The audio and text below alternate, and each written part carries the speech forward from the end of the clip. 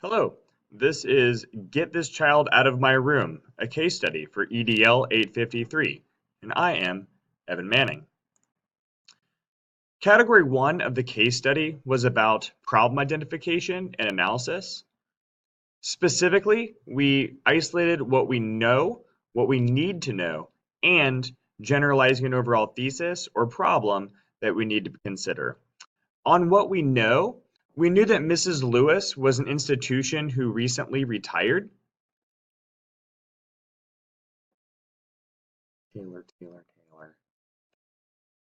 Okay. Hello. This is Get This Child Out of My Room, a case study from EDL 853. I am Evan Manning. Category 1 was problem identification and analysis. There were two subsections of this. First, what we know, and second, what we need to know.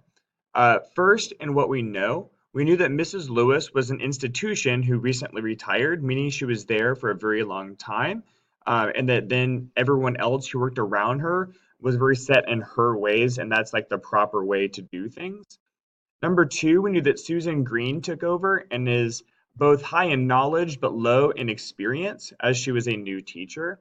And we knew that Carl, a student in a general education classroom with a behavior plan, was struggling with behavior and may be a danger in the classroom. What we would need to know is why is Carl acting out? Again, without really finding out what the unique trigger is, prevention is probably difficult. And although, yes, we could try to do something to diagnose the symptoms, obviously prevention would be best. Two, what were the intricacies of the pre-existing plan of action for behavior? We knew that there was one under Mrs. Lewis, but we don't really get the specifics in the case study, which obviously would have been nice to know in order to be able to make modifications and not really start from scratch. And then three, what level is Nancy Taylor, who was the classroom teacher, willing to be involved in the future? Again, she's really the boots on the ground inside the actual general education classroom. And although she seems pretty negative about the situation now, if we don't get her on board with some sort of daily intervention strategies or for like the instrumental aspects of the plan, then it was going to be really difficult in the future, no matter what the plan of action from the admin was. We were also asked to identify the overall problem with sort of a thesis, which I think is how do we keep Mrs. Taylor and the other students happy and safe for that matter while doing what's best for Carl. Category 2 was the proposed plan of action with appropriate strategies for implementation. With that, the individual strategic plan of action had three isolated steps. Step 1 was to try and find the trigger of Carl through Carl. Whether that ends up being the actual job directly of the administrator or working in concert with the co-op or with counseling services, we need to find out what's going on, because the only way that, again, we can find preventative studies, which is what would be the best situation for Carl and for the regular education students, would be prevention. Step 2 is have a detailed list of steps for Mrs. Taylor to follow before Carl leaves the classroom. Again, right now, Mrs. Taylor is frustrated and she doesn't want him there. That we know. The problem is that he has the right to said education, and we can't keep him out of his least restrictive environment, which is the general education classroom. So we have to find a way that we detail steps both so Carl knows what is and isn't okay, as well as Mrs. Taylor has something that she has to follow. And step 3 would be a bilateral communication log with parents. A lot of times the communication logs are unidirectional, meaning that the teacher or the administrator will send things to the parents but not really want anything back. I think in these cases, especially one of the small school district and with the actual plan of intervention, I think that you want to make sure that you're getting communication back, especially depending upon what that trigger becomes. If we know that Carl's having a rough day or a rough start to a day, we can probably do a lot more preventative steps. But if we don't know those things, and Mrs. Taylor specifically in the class is finding these things out at first, then we're probably in a bad situation. So that bilateral communication is very key. Category 3 was resolving the issues based on promoting the success of all students. There were three warrants of success of all students being safe. And what I mean by warrants is there's got to be three like isolated pieces of information that show that we did think about all student success. The first This question is, students in the general agent class need to feel safe, and they need to know Carl is not being prioritized. Again, the intervention plan solves this. Two, the Carl needs like a consistent and fresh start, so he can have opportunities to stay in the LRE or the least restrictive environment. And the plan solves this. Again, a lot of plans, and potentially even the way in which, at least at the very end of the case study, it is spoken about from Carl's mother that, well, in the past, we just kept him out of there so he wasn't getting into trouble. Yeah, we can hide him in a closet somewhere, but that's not fixing the problem. And it's not what's best for Carl. So again, he needs not only an opportunity, but reoccurring opportunities to stay in the least restrictive environment. And we have to have something where every day starts fresh, which I think is really important for him in this situation.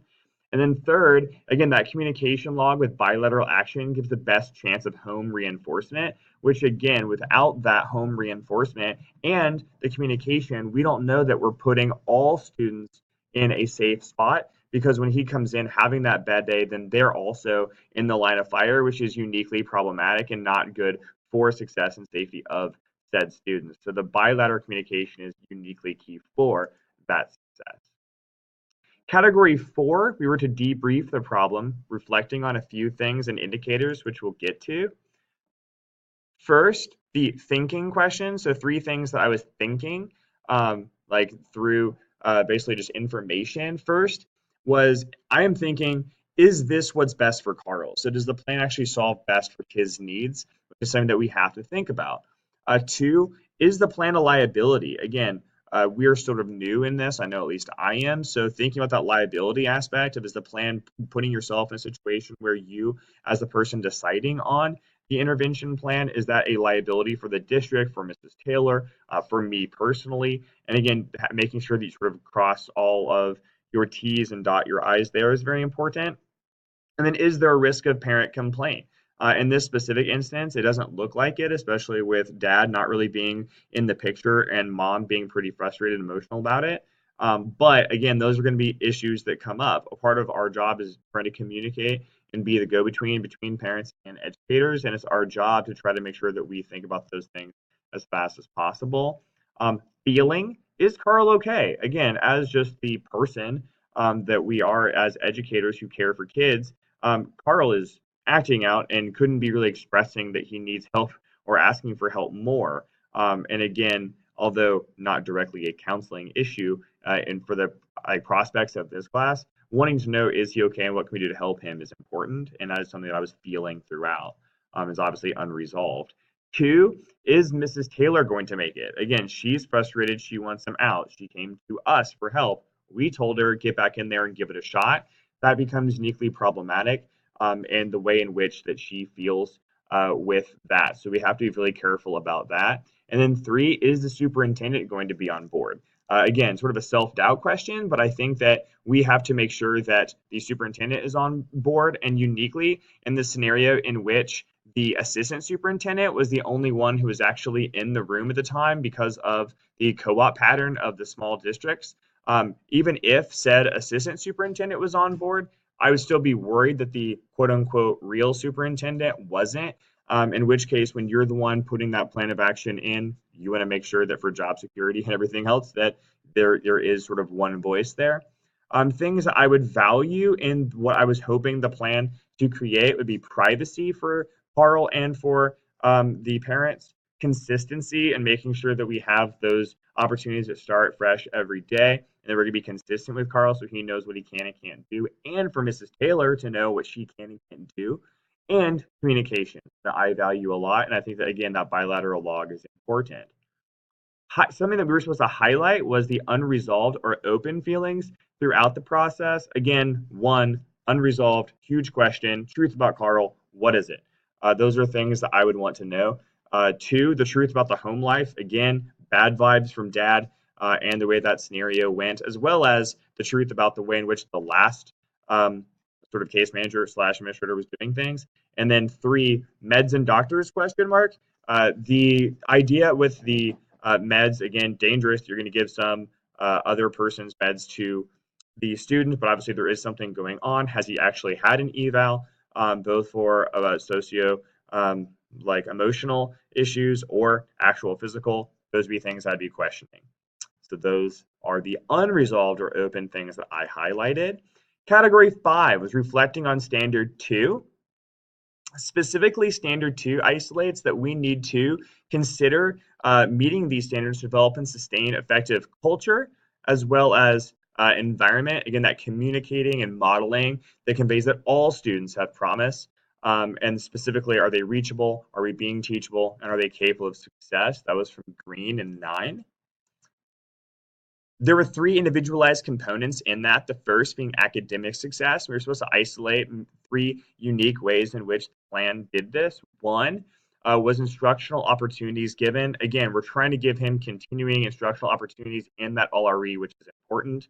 2, no punitive discipline to backlash. Again, the punitive discipline would be problematic because if Carl backlashes, that takes him out of an academic setting and into a babysitting setting, which is not what's best for him academically. We have to let him try to stay in the actual classroom, and keeping him there without the punitive discipline, which was not working for Carl or for Mrs. Taylor for that matter, is key. And then 3, the fresh starts mean more LRE learning. Again, if it all it takes is one time and he gets functionally ISS for 6 days, is he learning? No. Again, we might be prioritizing at that point safety and ease for Carl's academic success, which needs to be at the forefront.